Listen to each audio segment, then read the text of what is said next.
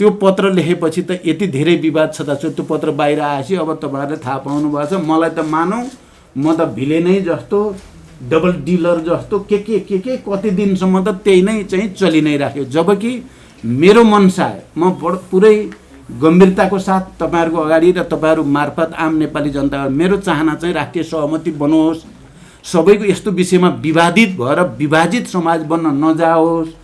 यसकै कारणले संविधानै फेरि खतरामा पर्ने, लोकतन्त्रै फेरि खतरामा पर्ने हो कि भन्ने जो चित्र देखिन थाल्यो त्यस्तो नहोस् भन्ने मात्रै मेरो मनसाय थियो। कसैलाई झुक्क्याउनु ठग्नु त मेरो मनसाय थिएन। तर मेरो त्यो इमानदार प्रयास राष्ट्रिय सहमति गर्ने, सबैको बीचमा समझदारी बनाउने मेरो प्रयासलाई यति धेरै के भन्ने त्यसलाई विद्रूपीकरण गरियो भनौं, यति धेरै भल्गराइज भयो कि मानव प्रचण्ड भन्ने मान्छे त के हो भन्या जस्तो गरिकन प्रचार भयो। जबकि त्यो त्यस्तो थिएन, कहीं न कहीं राष्ट्रिय सहमति बनाउने भन्ने नै थियो। हाम्रा पुराना एकजना कर्मचारी तपाईहरुले नै चिन्नुहुन्छ, धेरै समयसम्म परराष्ट्र सचिव हुनुभएको, सार्कको महासचिव पनि हुनुभएको थियो सचिवालयको, डाक्टर अर्जुन बहादुर थापा, उहाँसँग भेटियो र केही उपाय हुन सक्छ भन्ने छलफल गर्दा उहाँले थोरै उपाय मलाई बताउनु भयो। त्यतिबेला म झलनाथ खनाल र नारायण काजी सँगै थियौं र हामी सँगै बसेर उहाँको कुरो सुन्दै जाँदा थोरै इनलाइटन जस्तो हुन्छ नि, यहाँनिर रहेछ है चाहिँ बाटो छिर्ने बाटो, उहाँले बताएको अरु लामो त अहिले मैले भन्नु पर्यो नि, तपाईहरु बुझिराख्नु भएकै छ। उहाँले मेनली के बताउनु भयो भने माने अन्तर्राष्ट्रिय कानुनको, उहाँ गोल्ड मेडलिस्ट पनि हुनुहुँदो रहेछ र धेरै वर्ष गर्दाखेरि बुझ्नु, अन्तर्राष्ट्रिय कानुनको र दुई देशको बीचको शान्ति के अरे सम्झौता सन्धि ऐन अन्तर्गत आउने कुराको हकमा जेनेभा कन्भेन्सन अथवा के अरे जेनेभा भन्न आयो, भियना कन्भेन्सन अनुसार चाहिँ एउटा पक्षले आधिकारिक ढंगले त्यस्तो व्याख्यात्मक घोषणा गर्यो पार्लियामेन्टबाट भने त्यसको कानुनी मान्यता हुन्छ, अर्को पक्षले मान्न पर्छ, इन्टरनेसनल कोर्टमा पनि त्यो मान्यता प्राप्त हुन्छ भन्ने कुरा र यही एउटा उपाय हो भनेर उहाँले बताउनु भयो र हामीलाई कहीं न कहीं उज्यालो देखिया जस्तो, यसको समस्या अब समाधान हुने ठाउँतिर गयो भन्या जस्तो भयो। लगत्तै पछि हाम्रो फेरि लेफ्ट बुद्धिजीवीहरू, कानुनविदहरू सँग पनि कुरा भयो, खास गरी गोविन्द बन्दी यो सम्बन्धी इन्टरनेसनल ल सम्बन्धी उहाँको पनि अलि राम्रै दखल छ। उहाँले पनि यो चाहिँ बाटो छ, भियना अभिसन्धि अनुसार यसो गर्न सकिन्छ भनेर उहाँले अलि विस्तारपूर्वक पनि बताउनु भयो, त्यहाँ पनि देखियो। त्यही क्रममा गगन थापाहरू पनि यो विषयमा लागिरहेको पनि थाहा पाइयो र त्यहाँ पनि कुरा गरियो। गरेपछि यसलाई बिना शर्त जस्ताको तस्तै यथास्थितिमा सम्झौता अनुमोदन गर्नु नपर्ने एउटा घोषणा सहित गर्दा त्यसले कानुनी मान्यता प्राप्त गर्ने रहेछ। यो महाकालीमा गरे जस्तो संकल्प हुने रहेनछ।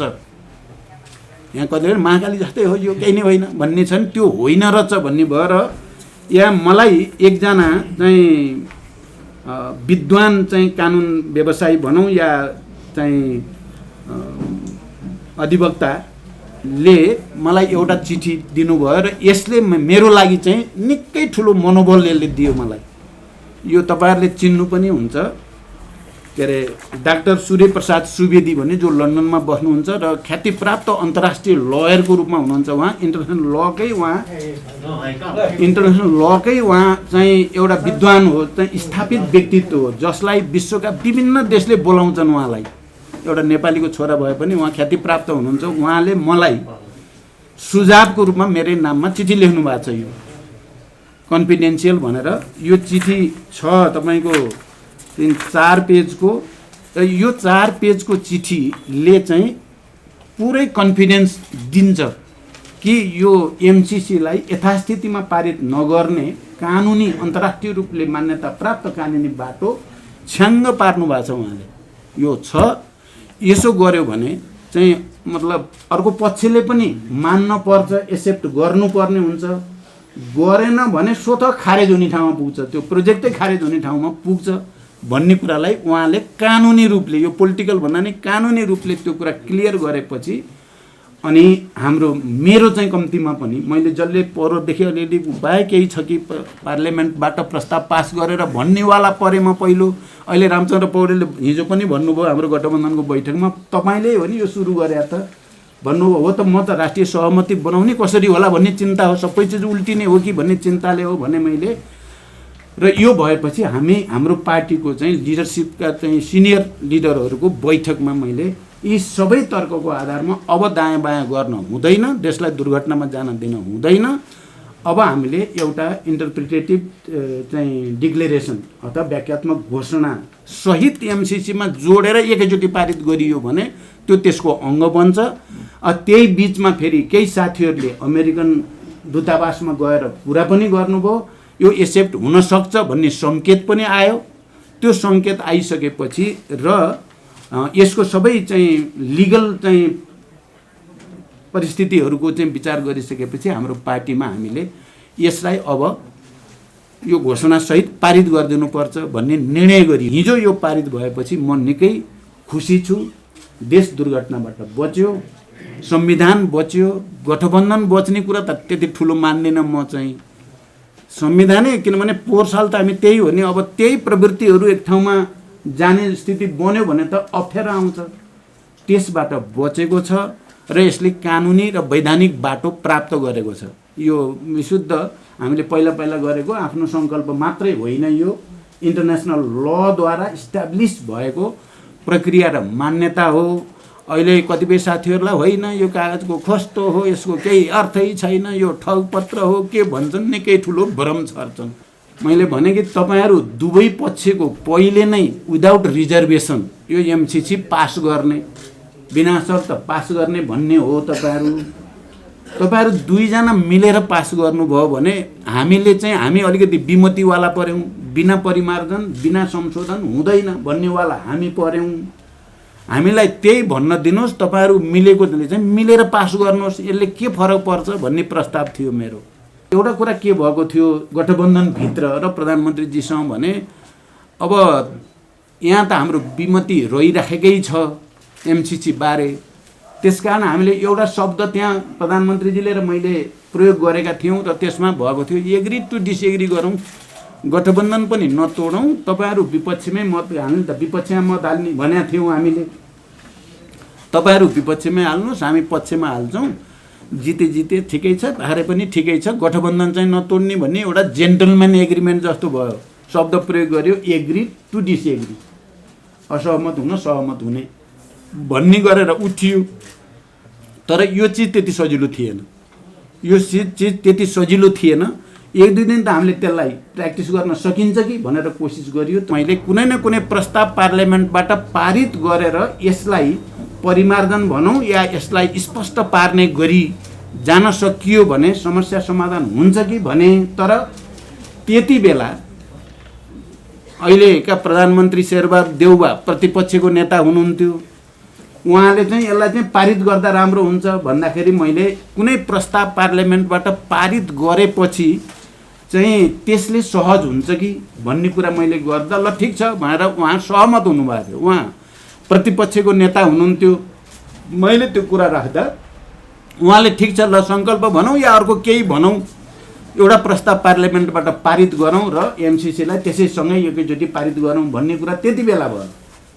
यो कुरा पनि मैले आज स्पष्ट गर्नुपर्छ कि त्यति बेला चाहिँ केपी ओली जो प्रधानमन्त्री हुनुहुन्थ्यो, हाम्रै पार्टीमै हुनुहुन्थ्यो, उहाँले चाहिँ सङ्कल्प या अरू कुनै पनि प्रस्ताव चाहिँ जरुरी छैन, एक अक्षर पनि चेन्ज गर्न सकिँदैन, त्यसकारण चाहिँ प्रचण्डहरूले जे भन्न खोजेका छन् त्यसमा मेरो सहमति छैन भनेर चाहिँ शेरबहादुरजीलाई केपीजीले पटक भन्दा नमानेपछि कुनै पनि प्रस्ताव त्यति बेला पारित हुन नसकेको हो। यो कुरा सायद बाहिर अहिलेसम्म आएको छैन। आज म तपाईँहरूलाई प्रश्नसँग भन्न चाहन्छु, कुरा त्यहाँसम्म पुगेको थियो। सुरुमा हाम्रै पार्टीको नेतृत्वको सरकार भएको बेलामा नै यो एमसिसी प्रोजेक्टबारे छलफल बहस सुरु भएको हो र त्यसपछि विभिन्न सरकारहरू हुँदै चाहिँ जाने क्रममा पछिल्लोचोटि खास गरी नेकपाकै सरकार भएको बेलामा चाहिँ यो विषय विवादित हुन पुग्यो। पहिला त हामी सबै खुसी थियौँ, ल अमेरिकी सरकारले एमसिसी मार्फत नेपाललाई अनुदान रकम झन्डै 55 अरब दिने भन्ने कुराले कसलाई खुसी लाग्दैन, सबैलाई खुसी लाग्ने नै कुरा भयो। हाम्रो पूर्वाधार विकासको निम्ति, ट्रान्समिसनको निम्ति अनुदानको रूपमा त्यत्रो पैसा आउँछ भनेपछि कसैको पनि विमति पनि थिएन, विवाद पनि थिएन। यो राम्रो कुरा भयो भन्ने नै थियो। तर नेकपाको सरकार भएपछि यो विवादमा त्यति बेला अलि गम्भीर ढङ्गले आयो जति बेला यो सम्झौता एमसिसी प्रोजेक्टलाई आइपिएसको अङ्ग भनेर भनियो। स्वयं अमेरिकाका केही मन्त्रीहरूले स्टेट डिपार्टमेन्टका केही डकुमेन्टहरूमा त्यो कुरा आइसकेपछि एक त, दोस्रो नेपालका तत्कालीन परराष्ट्र मन्त्री प्रदीप गेवाली चाहिँ 25 वर्षपछि नेपालको तर्फबाट अमेरिकाको औपचारिक भ्रमण गर्ने पहिलो परराष्ट्र मन्त्री हुनुहुन्थ्यो। उहाँ गएपछि चाहिँ नेपाल पनि आइपिएसकै सदस्य भयो भन्ने खालको समाचार बाहिर आयो र त्यसपछि यो विषय अझ बढी विवादमा तानियो, बहसतिर तानियो। त्यसपछि पहिला ओरिजिनल यो सहमति हुँदा यसलाई पार्लियामेन्टबाट रेटिफिकेसन गर्नुपर्ने, अनुमोदन गर्नुपर्ने भन्ने केही पनि प्रावधान थिएन।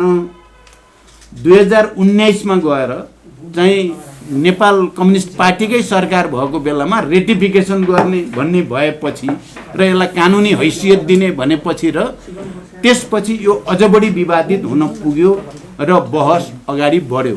पत्रकार साथीहरू, मलाई अब यो मेरो लागि खुसीको कुरा पनि छ र बडो चाहिँ अप्ठ्यारो कुरा पनि हो। नेपाल कम्युनिस्ट पार्टी नेकपाको त्यति बेलाको पार्टीमा कार्यकारी अध्यक्षको हैसियतले केन्द्रीय समितिको बैठकको मैले एक्लैले अध्यक्षता गरेको एक मात्र बैठक थियो, चाहिँ केन्द्रीय समितिको बैठक। तपाईँहरूलाई थाहा छ, राष्ट्रिय सभागृहमा त्यो बैठक सञ्चालित थियो र त्यो बैठकमा यो एमसिसीको विषयमा हाम्रो काफी बहस भयो। पार्टी केन्द्रीय कमिटीमा केपी ओली समेत भएको केन्द्रीय कमिटीमा भयो र मेरै अध्यक्षतामा मैले यसको अझ गम्भीर अध्ययन गरेर मात्रै यसको बारेमा निचोडमा पाउनु उचित हुन्छ। यद्यपि केन्द्रीय कमिटीको अत्यधिक बहुमत एमसिसी विवादित छ, यसलाई केही यथास्थितिमा पारित गर्न सकिँदैन भन्ने मत त धेरैको थियो। तर मैले यसलाई अझ गम्भीर अध्ययन गरेर मात्रै निचोडमा पुग्नु उचित हुन्छ भनेर कमरेड झलनाथ खनालको नेतृत्वमा अनि भीम रावल र प्रदीप गेवाली समेतको चाहिँ कार्यदल बनेको कुरा पनि तपाईँहरूलाई थाहा छ।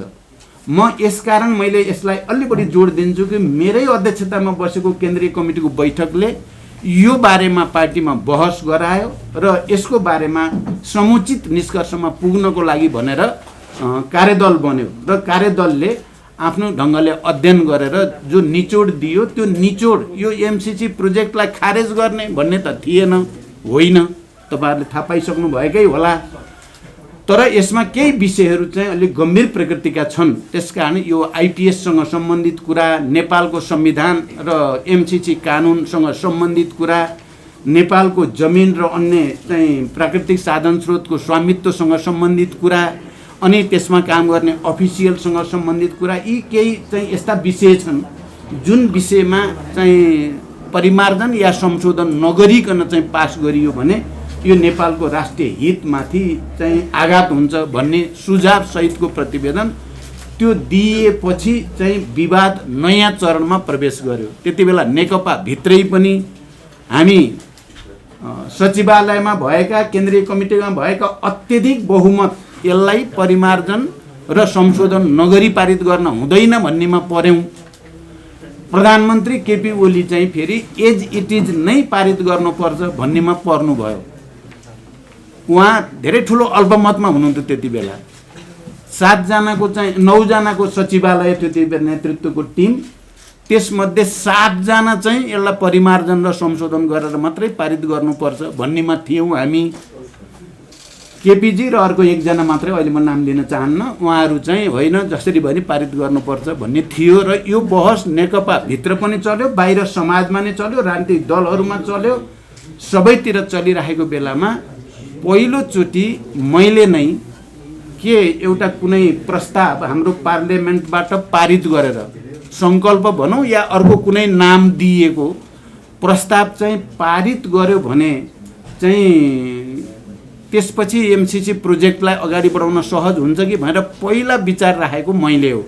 पत्रकार साथीहरू, तपाईँहरूलाई स्पष्ट होस् र आम जनतालाई पनि म प्रश्न गर्न चाहन्छु, मैले कुनै न कुनै प्रस्ताव पार्लियामेन्टबाट पारित गरेर यसलाई परिमार्जन भनौँ या यसलाई स्पष्ट पार्ने गरी जान सकियो भने समस्या समाधान हुन्छ कि भने, तर त्यति बेला अहिलेका प्रधानमन्त्री शेरबहादुर देउबा प्रतिपक्षको नेता हुनुहुन्थ्यो, उहाँले चाहिँ यसलाई चाहिँ पारित गर्दा राम्रो हुन्छ भन्दाखेरि मैले कुनै प्रस्ताव पार्लियामेन्टबाट पारित गरेपछि चाहिँ त्यसले सहज हुन्छ कि भन्ने कुरा मैले गर्दा ल ठिक छ भनेर उहाँ सहमत हुनुभएको थियो। उहाँ प्रतिपक्षको नेता हुनुहुन्थ्यो। मैले त्यो कुरा राख्दा उहाँले ठिक छ ल सङ्कल्प भनौँ या अर्को केही भनौँ, एउटा प्रस्ताव पार्लियामेन्टबाट पारित गरौँ र एमसिसीलाई त्यसैसँगै एकैचोटि पारित गरौँ भन्ने कुरा त्यति बेला भयो। यो कुरा पनि मैले आज स्पष्ट गर्नुपर्छ कि त्यति बेला चाहिँ केपी ओली जो प्रधानमन्त्री हुनुहुन्थ्यो, हाम्रै पार्टीमै हुनुहुन्थ्यो, उहाँले चाहिँ सङ्कल्प या अरू कुनै पनि प्रस्ताव चाहिँ जरुरी छैन, एक अक्षर पनि चेन्ज गर्न सकिँदैन, त्यसकारण चाहिँ प्रचण्डहरूले जे भन्न खोजेका छन् त्यसमा मेरो सहमति छैन भनेर चाहिँ शेरबहादुरजीलाई केपीजीले पटक पटक भन्दा नमानेपछि कुनै पनि प्रस्ताव त्यति बेला पारित हुन नसकेको हो। यो कुरा सायद बाहिर अहिलेसम्म आएको छैन। आज म तपाईँहरूलाई प्रश्नसँग भन्न चाहन्छु, कुरा त्यहाँसम्म पुगेको थियो, तर त्यसपछि त प्रतिनिधि सभा विघटन भयो, के भयो, मैले अघि चाहिँ संक्षिप्तमा चाहिँ पृष्ठभूमि राखि नै हालेँ। र पछि चाहिँ जब विवाद चर्किँदै गयो यता गठबन्धन बन्यो, हाम्रो चिन्ता चाहिँ के हो भने यो विषयले कहीँ कतै हामी जो प्रतिगमनका विरुद्ध लड्ने भनेर आन्दोलित पनि भयौँ, संविधानको रक्षा, सङ्घीय लोकतान्त्रिक गणतन्त्रको रक्षा, समावेशी समानुपातिकताको रक्षा भनेर सडकबाट र सबैतिरबाट सबै सेक्टर आन्दोलित भएर हामी पुनर्स्थापित भयौँ र अब अलिकति सुरक्षित भयौँ कि भनेको त एमसिसीको कारणले फेरि राजनीतिक दलहरूमा विभाजन, समाजमा विभाजन, राष्ट्र नै विभाजित मानसिकतामा जान थालेपछि मैले चाहिँ यो विषय चाहिँ यसो भयो भने यसको कालान्तरमा या अन्तत हुन के जान्छ भने फेरि संविधानमाथि घात, फेरि लोकतन्त्रमाथि घात होला कि भनेर मैले यसलाई कुनै तरिकाको कुनै उपाय खोज्न सकिन्छ कि भन्ने सन्दर्भमा अलिकति ढिलो लैजाउँ, छलफल गरौँ। त्यसकारण तपाईँहरूले ध्यान दिनुभएकै होला, मैले पटक पटक राष्ट्रिय सहमति हुन उचित हुन्छ, यस्तो राष्ट्रिय महत्त्वको संवेदनशील विषय, जनतामा यति धेरै विवाद बहस भइरहेको विषयमा राष्ट्रिय सहमति गर्नु उचित हुन्छ भनेर मैले नै प्रस्ताव राखेको हो र प्रधानमन्त्रीजी त्यसमा सहमत पनि हुनुहुन्थ्यो, गठबन्धनमा त्यसमा सहमति पनि भयो र पटक पटक बालुवाटारमा सर्वदलीय बैठक बोलाइयो पनि, प्रधानमन्त्रीजीले बोलाउनु भयो पनि, तर प्रतिपक्ष नआइदिँदा चाहिँ त्यो फेरि अगाडि जान सकेन र मैले नै फेरि प्रधानमन्त्रीजीलाई बालकोट गएर भए पनि केपीजीसँग कुरा गर्न पर्यो र यसमा त उहाँको विमति हुने कुरा होइन हिजोदेखि। त्यस कारण राष्ट्रिय सहमति गरेर कसरी यसलाई अगाडि बढाउने टुङ्गोमा लैजाउँ भनेर मेरो सुझाव चाहिँ मैले पटक पटक प्रधानमन्त्रीलाई दिएँ र त्यति बेला राष्ट्रिय सहमति बनाउने उद्देश्यले नै प्रधानमन्त्रीजी बालकोट गएर पनि यसमा तपाईँले मद्दत गर्नु पर्यो पनि भन्नुभयो। तर चाहिँ नेकपा एमाले केपीजीले अर्कै इस्यु जो लिएर चाहिँ सदन अवरोध गर्नु भएको छ, त्यही नै सभामुख हटाउनु पर्ने, 14 जना सांसद गैर सांसदलाई सांसद हुन आदि इत्यादि तपाईँहरूले बुझिराख्नु भएकै छ। त्यही कुरा भन्नुभयो भन्ने भयो र त्यो सम्भव भएन। अब यतापट्टि दबाब बढ्दै गएपछि मैले प्रधानमन्त्रीसँग समेत बसेर हामी सकारात्मक ढङ्गले नै सोध्दैछौँ, हामी सबै दलहरूको बिचमा नि समझदारी बनाउनु परेको छ। मैले त्यहाँ चाहिँ गरेको पत्रकार बुद्धिजीवीहरूसँग पनि हामी सहमति समझदारी बनाउन कोसिस गर्छौँ र हामी अन्ततः यसलाई सकारात्मक ढङ्गले नै ल्यान्डिङ गर्छौँ भन्ने पत्र लेखियो। त्यो पत्र लेखेपछि त यति धेरै विवाद छ त त्यो पत्र बाहिर आएपछि अब तपाईँहरूले थाहा पाउनु भएको छ। मलाई त मानौँ म त भिलेनै जस्तो, डबल डिलर जस्तो के कति दिनसम्म त त्यही नै चाहिँ चलि नै राख्यो। जबकि मेरो मनसा म पुरै गम्भीरताको साथ तपाईँहरूको अगाडि र तपाईँहरू मार्फत आम नेपाली जनता मेरो चाहना चाहिँ राष्ट्रिय सहमति बनोस्, सबैको यस्तो विषयमा विवादित भएर विभाजित समाज बन्न नजाओस्। यसकै कारणले संविधानै फेरि खतरामा पर्ने, लोकतन्त्रै फेरि खतरामा पर्ने हो कि भन्ने जो चित्र देखिन थाल्यो त्यस्तो नहोस् भन्ने मात्रै मेरो मनसाय थियो। कसैलाई झुक्क्याउनु ठग्नु त मेरो मनसाय थिएन, तर मेरो त्यो इमान्दार प्रयास राष्ट्रिय सहमति गर्ने, सबैको बिचमा समझदारी बनाउने मेरो प्रयासलाई यति धेरै के भन्ने त्यसलाई विद्रूपीकरण गरियो भनौँ, यति धेरै भल्गराइज भयो कि मानव प्रचण्ड भन्ने मान्छे त के हो भने जस्तो गरिकन प्रचार भयो, जबकि त्यो त्यस्तो थिएन। कहीँ न कहीँ राष्ट्रिय सहमति बनाउने भन्ने नै थियो।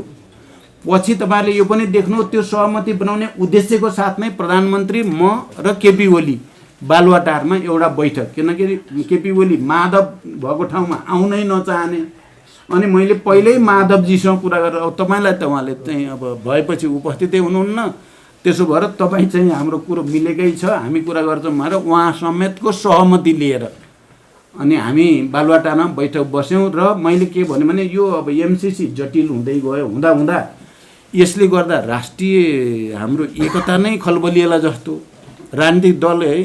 मैले भन्दाखेरि चाहिँ वास्तवमा विस्तृत शान्ति सम्झौता पछि नेपालमा एउटा नयाँ खालको राजनैतिक एकता बनेकै हो, नयाँ राष्ट्रिय एकता पनि बनेको हो। संविधान सभाबाट संविधान बनेपछि समावेशी समानुपातिकताको आधारमा एउटा नयाँ प्रतिनिधित्व प्रणालीको राज्य पनि बनेकै हो। अब यो एमसिसीकै कारणले नै यो भत्किने हो कि भन्ने चिन्ताले मैले त्यो दिन राखेको थिएँ तीनजना नेताको अगाडि, दुईजना भनौँ। मैले भने कि तपाईँहरू दुवै पक्षको पहिले नै विदाउट रिजर्भेसन यो एमसिसी पास गर्ने, बिना शर्त पास गर्ने भन्ने हो। तपाईँहरू दुईजना मिलेर पास गर्नुभयो भने हामीले चाहिँ हामी अलिकति विमतिवाला पऱ्यौँ, बिना परिमार्जन बिना संशोधन हुँदैन भन्नेवाला हामी पऱ्यौँ। हामीलाई त्यही भन्न दिनुहोस्, तपाईँहरू मिलेकोले चाहिँ मिलेर पास गर्नुहोस्, यसले के फरक पर्छ भन्ने प्रस्ताव थियो मेरो। मलाई लाग्छ त्यो प्रस्ताव पनि राष्ट्रिय सहमतिको एउटा विकल्प थियो, त्यो समझदारीबाट यसलाई टुङ्ग्याइदिने विकल्प थियो। तर त्यसमा पनि सहमति भएन। खास गरी एमाले केपी ओलीजीको सदन नखुली हुँदैन, चाहिँ सांसद नहटाइ हुँदैन, सभामुख नहटाइ हुँदैन भन्ने एकहोरो रटले गर्दा यो समस्या सहज ढङ्गले समाधान हुने देखिएन। त्यसपछि अब सडकमा पनि आन्दोलनहरू चाहिँ देखि नै गयो, बढ्दै जान थाल्यो, विवाद पार्टीहरूभित्र पनि विवाद बढ्दै जान थाल्यो।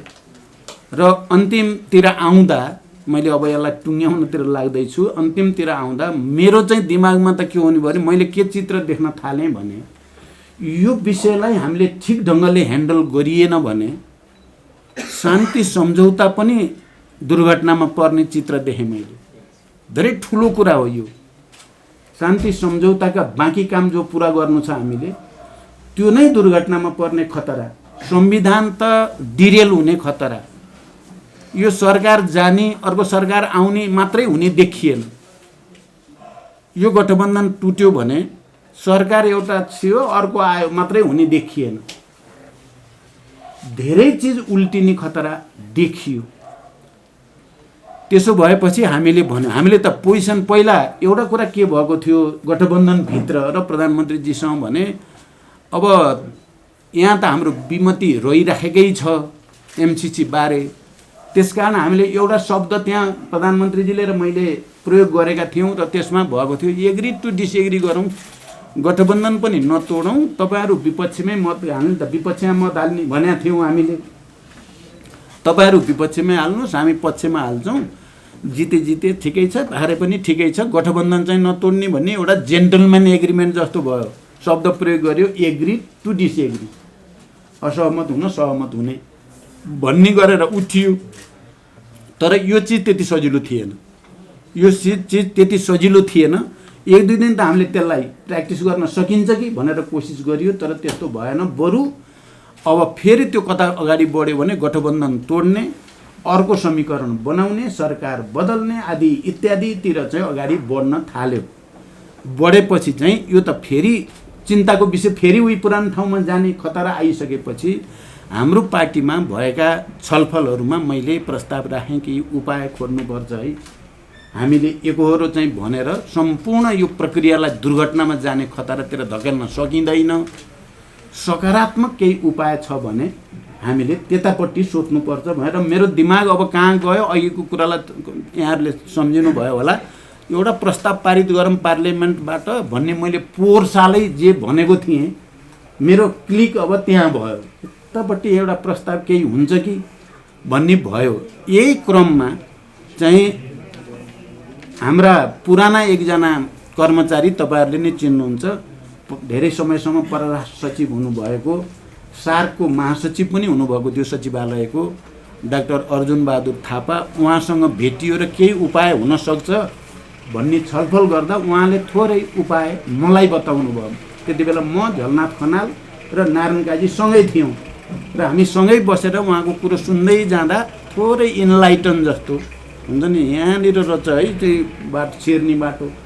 उहाँले बताएको अरू लामो त अहिले मैले भन्नु पऱ्यो नि, तपाईँहरूले बुझिराख्नु भएकै छ। उहाँले मेनली के बताउनु भयो भने माने अन्तर्राष्ट्रिय कानुनको, उहाँ गोल्ड मेडलिस्ट पनि हुनुहुँदो रहेछ र धेरै वर्ष गर्दाखेरि बुझ्नु, अन्तर्राष्ट्रिय कानुनको र दुई देशको बिचको शान्ति के अरे सम्झौता सन्धि ऐन अन्तर्गत आउने कुराको हकमा जेनेभा कन्भेन्सन अथवा के अरे जेनेभा भन्न आयो, भियना कन्भेन्सन अनुसार चाहिँ एउटा पक्षले आधिकारिक ढङ्गले त्यस्तो व्याख्यात्मक घोषणा गर्यो पार्लियामेन्टबाट भने त्यसको कानुनी मान्यता हुन्छ, अर्को पक्षले मान्न पर्छ, इन्टरनेसनल कोर्टमा पनि त्यो मान्यता प्राप्त हुन्छ भन्ने कुरा र यही एउटा उपाय हो भनेर उहाँले बताउनु भयो र हामीलाई कहीँ न कहीँ उज्यालो देखिया जस्तो, यसको समस्या अब समाधान हुने ठाउँतिर गयो भने जस्तो भयो। लगत्तै पछि हाम्रो फेरि लेफ्ट बुद्धिजीवीहरू, कानुनविदहरूसँग पनि कुरा भयो, खास गरी गोविन्द बन्दी यो सम्बन्धी, इन्टरनेसनल ल सम्बन्धी उहाँको पनि अहिले राम्रै दखल छ। उहाँले पनि यो चाहिँ बाटो छ, भियना अभिसन्धि अनुसार यसो गर्न सकिन्छ भनेर उहाँले अलि विस्तारपूर्वक पनि बताउनु भयो, त्यहाँ पनि देखियो। त्यही क्रममा गगन थापाहरू पनि यो विषयमा लागिरहेको पनि थाहा पाइयो र त्यहाँ पनि कुरा गरियो। गरेपछि यसलाई बिना शर्त जस्ताको तस्तै यथास्थितिमा सम्झौता अनुमोदन गर्नु नपर्ने एउटा घोषणासहित गर्दा त्यसले कानुनी मान्यता प्राप्त गर्ने रहेछ। यो महाकालीमा गरे जस्तो सङ्कल्प हुने रहेनछ। यहाँ कतिले महाकाली जस्तै हो, यो केही नै होइन भन्ने छन्, त्यो होइन रहेछ भन्ने भएर यहाँ मलाई एकजना चाहिँ विद्वान चाहिँ कानुन व्यवसायी भनौँ या चाहिँ अधिवक्ताले मलाई एउटा चिठी दिनुभयो र यसले मेरो लागि चाहिँ निकै ठुलो मनोबल यसले दियो मलाई। यो तपाईँहरूले चिन्नु पनि हुन्छ, के अरे डाक्टर सूर्य प्रसाद सुवेदी भन्ने जो लन्डनमा बस्नुहुन्छ र ख्यातिप्राप्त अन्तर्राष्ट्रिय लयरको रूपमा हुनुहुन्छ। उहाँ इन्टरनेसनल लकै उहाँ चाहिँ एउटा विद्वान हो, चाहिँ स्थापित व्यक्तित्व हो जसलाई विश्वका विभिन्न देशले बोलाउँछन् उहाँलाई। एउटा नेपालीको छोरा भए पनि उहाँ ख्यातिप्राप्त हुनुहुन्छ। उहाँले मलाई सुझावको रूपमा मेरै नाममा चिठी लेख्नु भएको छ, यो कन्फिडेन्सियल भनेर। यो चिठी छ तपाईँको 4 पेजको, र यो 4 पेजको चिठीले चाहिँ पुरै कन्फिडेन्स दिन्छ कि यो एमसिसीलाई यथास्थितिमा पारित नगर्ने कानुनी अन्तर्राष्ट्रिय रूपले मान्यता प्राप्त कानुनी बाटो छ्याङ्ग पार्नु भएको छ उहाँले। यो छ, यसो गर्यो भने चाहिँ मतलब अर्को पक्षले पनि मान्न पर्छ, एक्सेप्ट गर्नुपर्ने हुन्छ। गरेन भने स्वतः खारेज हुने ठाउँमा पुग्छ, त्यो प्रोजेक्टै खारेज हुने ठाउँमा पुग्छ भन्ने कुरालाई उहाँले कानुनी रूपले, यो पोलिटिकल भन्दा नि कानुनी रूपले त्यो कुरा क्लियर गरेपछि अनि मेरो चाहिँ कम्तीमा पनि मैले जसले पोहोरदेखि अलिअलि उपाय केही छ कि पार्लियामेन्टबाट प्रस्ताव पास गरेर भन्नेवाला परेमा पहिलो।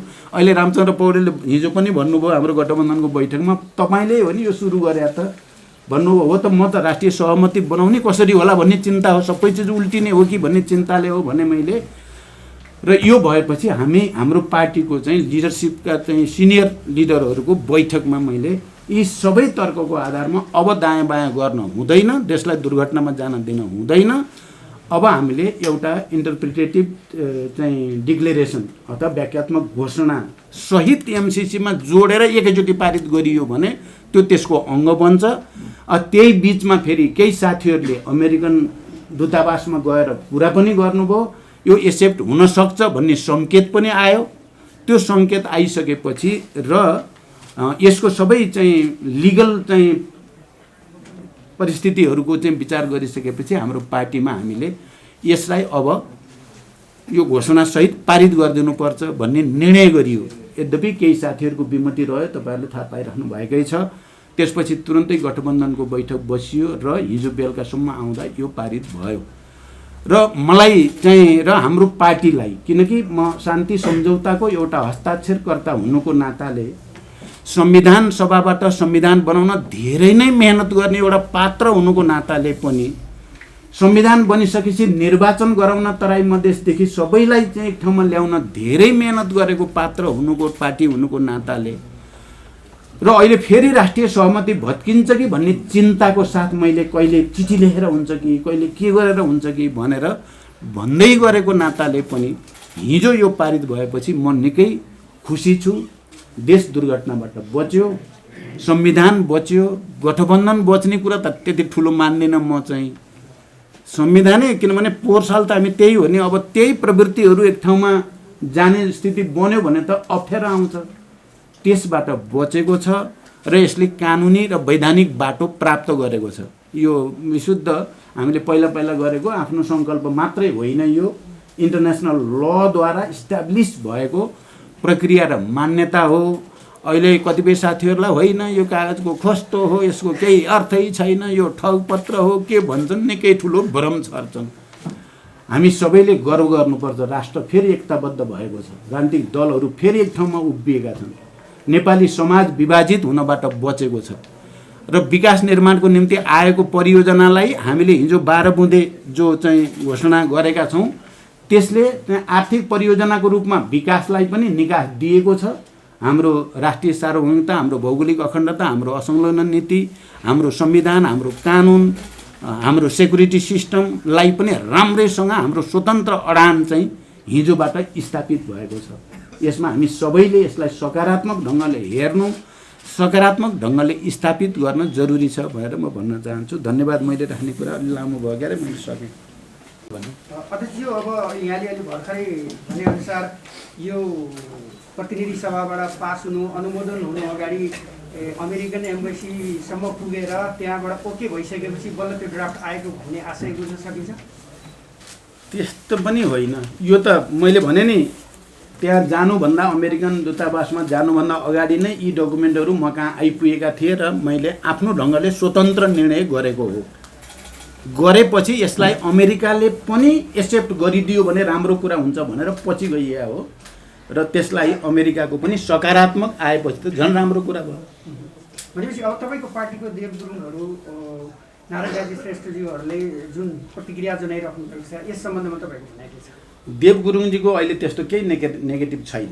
उहाँ पार्टीको जे निर्णय हो त्यसलाई इमान्दारीका साथ पालन गर्नुपर्छ भन्ने ठाउँमा आइसक्नु भएको छ। पहिला उहाँका अलिकति भनाइहरू थिए उहाँले एक खालको, तर गुरुङजीको अहिले कहीँ कतै नेगेटिभ टिप्पणी छैन। हिजो तपाईँहरूले देख्नुभयो हाम्रो संसदीय दलको बैठकमा या चाहिँ सदनमा पनि उहाँले पुरै गम्भीरताको साथ पार्टीको निर्णय कार्यान्वयनमा लाग्नुभयो सक्रियतापूर्वक। उहाँको होइन अब नारायण काजी कमरेडले राख्नुभयो, हामीले त्यति बेला भनेको अब तपाईँले मतभेद राख्ने अधिकार त हुन्छ पार्टीमा, सबै एकै मत हुनुपर्छ भन्ने छैन। मैले भने तपाईँ विचार राख्नुहोस्, त्यसलाई सम्मान गरिन्छ। केन्द्रीय समितिको बैठक आउँदैछ, केन्द्रीय समितिको बैठकमा तपाईँले व्यवस्थित रूपले राख्नुहोस्, त्यसमा पनि केही आपत्ति हुँदैन, म सम्मानै गर्छु। मैले पनि अस्तिसम्म चाहिँ यो बाटो चाहिँ पुरै क्लियर नहुँदासम्म चाहिँ समस्या हुन्छ भनेकै हो, तर अहिले म चाहिँ छ्याङ्ग भएको छु। यो राम्रो चिज हो भन्नेमा तपाईँको छ भने राख्नु, बाहिर चाहिँ नबोल्नुहोस् भन्ने भएको थियो, तर उहाँ बाहिर जानुभयो, उहाँलाई लाग्छ अब यो भनेपछि चाहिँ सबै भयभरका कार्यकर्ता मैतिर केन्द्रित हुन्छन् भन्ठान्नु भयो होला, जनता जति हर्रै मैतिर आउँछन् भन्ठान्नु भएको होला, तर उहाँले चाहिँ त्यसो नगर्नु राम्रो हुन्थ्यो। अझै पनि मैले के भने तपाईँ चाहिँ केन्द्रीय समितिमै व्यवस्थित रूपमा आफ्नो विचार राख्नु, बाहिर राखेर यो यसमा चाहिँ यसको एमसिसीको विरोध गर्ने बित्तिकै सबै जनता एकातिर आउने भयो त हाम्रो चाहिँ बिचरा चाहिँ प्रेम सुवाल लगातार मुर्दाबादका मुर्दाबाद गर्नुभएको छ। नेपाल पुरै चाहिँ त्यहीँ जान पर्ने, अरू छन् नि मुर्दाबादका मुर्दाबाद भन्ने जति त सबै उतै लाग्नु पर्ने, त्यस्तो हुँदैन।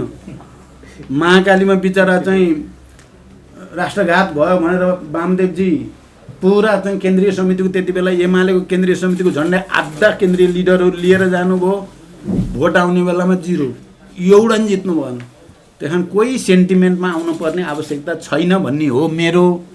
तर अब कसैलाई चाहिँ अब त्यही बाटो हिँड्न मन लाग्यो भने त कसले रोक्न सक्छ र राजनीति त भोलिन्टियर कर्म हो नि, यो जबरजस्ती कसैले कसैलाई बाध्य पार्ने कुरा होइन। अनि अध्यक्ष जस्तो एउटा तपाईँ यति धेरै प्रष्ट हुनुहुँदो रहेछ, गगन थापाको चर्चा हुन्थ्यो हो, तपाईँले सङ्कल्प प्रस्तावको कुरा गर्नुभएको सत्य हो। अनि यति धेरै प्रष्ट छ्याङ्ग भएको मान्छे आफ्नै पुलिस आफ्नै कार्यकर्ता यिनीहरूलाई भिडाएर कुटाएर यहाँसम्म किन लिएर जानुभयो? त्यो पनि त एउटा दुर्घटना हो नि। अब हेर्नुहोस्, कुनै अप्ठ्यारो महसुस भएको छ अहिले? मलाई त त्यस्तो भयो। मैले हिजो संसदीय दलको बैठक, ठिक तपाईँले ठिक ठाउँमा उठाउनु भयो, मैले संसदीय दलको बैठकमा सडकमा आन्दोलन गरेर खबरदार नेपालको राष्ट्रिय स्वाधीनता स्वतन्त्रता सङ्कुचित हुन नपाओस्, राष्ट्रघात हुन नपाओस् भनेर गर्ने आन्दोलनकारीलाई मैले धन्यवाद भनेको छु। उहाँहरूले राष्ट्रियताप्रति सजग भएर सडकमा गएर आवाज उठाउनेहरू, हामीले विपक्षमा भोट हाल्छौँ है, यो यथास्थितिमा त हामी पास गर्दैनौँ भने त मै हो नि अस्तिसम्म, हामी त्यसो भनेर त्यहाँ बहस गर्नेहरू या तपाईँ पत्रकार साथीहरूले विभिन्न कोणबाट चाहिँ विषयलाई विचारलाई सम्प्रेषण गर्न मद्दत गर्ने सबैलाई मैले धन्यवाद भनेको छु। किनकि यो सबैको त्यो मेहनत नभएको भए यो चाहिँ व्याख्यात्मक घोषणासम्म आउने थिएन। त्यसकारण यसको सम्बन्ध त्यहाँ छ है मित्र, तपाईँहरू ख्याल गर्नु होला। त्यो सबै भएपछि अमेरिकाले पनि कहीँ न कहीँ अलिकति नयाँ वे आउट त दिन पर्यो नि त, नेपाल त बडो नराम्रोसँग विभाजित र आन्दोलित पो हुने हो कि भन्ने अमेरिकनहरूलाई पनि लाग्यो, नेपाली कङ्ग्रेसलाई पनि लाग्यो। हामी त त्यहाँ छँदै थियौँ, हामीले त त्यही बहस गरिराखेकै थियौँ। त्यो सबैले गर्दा पनि अब सम्झौताको अङ्ग कानुनी हैसियत सहित यो व्याख्यात्मक घोषणा एट्याच हुन पुग्यो। चुपचाप बसेको भए त पोहोर साल कुरा जति बेला मैले कुनै न कुनै प्रस्ताव चाहिँ पारित गर्न पर्छ सङ्कल्प भए पनि भन्ने कुरा राख्दा केपीजीले अक्षर एउटा पनि चेन्ज हुन सक्दैन भन्ने स्थिति भएको भए यो हुन्थ्यो त भन्दा यो त आम जनताको पनि पहल कदमी, सबैको पनि सहभागिताले एउटा समस्या समाधानको बिन्दुमा पुग्न त्यसले मद्दत गर्यो। त्यसकारण मैले आधिकारिक रूपमा पनि आन्दोलनमा सहभागी सबैलाई पनि धन्यवाद भनेको छु। उहाँहरूको पनि योगदान छ यो घोषणासम्म ल्याउन, र यो एउटै बनाइयो नि त अब त प्रस्ताव त, अब त नेपालको त सार्वभौम प्रतिनिधि सभाले त्यो सम्झौता र यो घोषणालाई एकैचोटि पास गरेको छ नि, दुईटा अलग अलग प्रस्ताव बनाएर होइन। त्यहाँ यो त अभिन्न अङ्ग बनि नै सक्यो। यो बनाउन मद्दत गर्ने सबैलाई मैले हृदयदेखि धन्यवाद भने।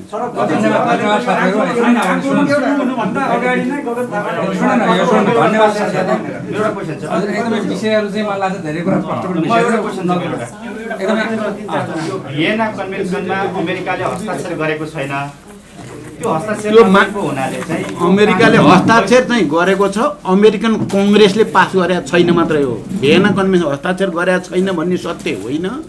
भियेना कन्भेन्सनमा छ, कङ्ग्रेसले स्वीकृत गरेको छैन। यसै विषयमा मैले अलिकति जोडे थोरै एक प्रकारले सन्धि नै होइन भन्ने पनि गरेका छन्। त्यहाँ तपाईँको अहिले त्यहाँ 4 पेजको रहस्यमय कुरा छ। रहस्यमय छैन, सिधै छ। तपाईँहरूले भन्नु भने म खुर्र पढ्दिन नि सक्छु। पढ्दिनु भन्दा पनि त्यसमा चाहिँ नेपालबाट परराष्ट्र मन्त्रालय हुँदै पठाएपछि चाहिँ त्यसले अमेरिकाले एग्री गरेको देखाउनु पर्ने अथवा त्यो प्रकारको सुझाव तपाईँले दिनु भएको छ कि छैन? त्यो पेपरमा के छ भनेर मैले रहस्यमय भन्न खोजेँ। होइन, त्यो केही रहस्यमय छैन। यो चाहिँ गर्नै पर्छ भन्ने छ। अर्को पक्षले पनि त्यसलाई स्वीकार गर्नै, होइन उहाँ अर्को पक्षले नि गर्छ, गर्नै पर्छ त्यो कन्भेन्सन अनुसार। गरेन भने एमसिसी खारेज हुन्छ। हिजो अर्थमन्त्रीले बोलिसक्नु भयो नि, यति प्रष्ट छ क्या कुरा पत्रकार साथीहरू। अब तपाईँहरूले चाहिँ कमसेकम आजको यो तपाईँहरूको यो विस्तृत भेटघाटपछि म माथि अनावश्यक लान्छना र मैले नै बिगार्यो क्यारे भने जस्तो भएकोलाई प्लिज क्लियर गरिदिनुहोस्। यो देशको लागि, राष्ट्रको एकताको लागि, संविधानको रक्षा र लोकतन्त्रको रक्षाको लागि। धन्यवाद।